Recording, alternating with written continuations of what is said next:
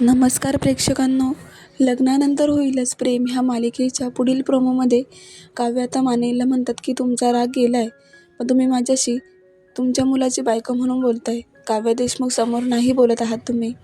तुम्हाला सत्य जाणून घ्यायचं आहे ना? माझा भूतकाळ माझ्या बॉयफ्रेंडच्या तोंडून ऐकून घ्यायचा होता ना? तर मग आता तयार आहात का? हा भूतकाळ मीच तुम्हाला माझ्या तोंडून आज सांगणार आहे. ऐकायला तयार व्हा मानिनी काकू. असं म्हणून आता मानिनी खूपच रोखून काव्याला बघत असते, कारण काव्य आता सगळं तिच्या प्रेम प्रकरणाचा पाढा मानिनीसमोर बोलणार असते. तर प्रेक्षकांना आता प्रेम प्रकरण म्हणजेच काव्याचं सत्य ती स्वतःच्या तोंडूनच मानिनीला सगळं काही सांगून टाकणार आहे. त्यामुळे मानिनीला खूप मोठा धक्का बसणार आहे की काव्याचं अफेअर तर माझ्याच मुलाशी म्हणजे जीवाशी होतं ते. तर पुढे आता नंदिनी खूप रडत असते. ती जीवाला म्हणते की तुम्ही जे काय केले ते मनाने नाही केले तुमच्या.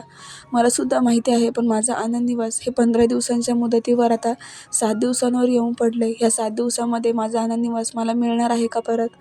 बोला, तुम्ही तर मला हेल्प करणार होते ना, मग माझा आनंद निवास मला मिळवून द्या. असं म्हणून ते आता जीवाला चॅलेंज करते की चूक तुमची नाही आहे, तर आता मला माझा आनंद निवास परत मिळवून द्या. तेव्हा आता प्रेक्षकांनो, जीवाला आनंद दिवस नंदिनीपर्यंत पोहोचण्यात यश येईल का? पाहायला विसरू नका. लग्न होईलच प्रेम अशाच डेली प्रोमोसाठी चॅनलला सबस्क्राईब करा. धन्यवाद.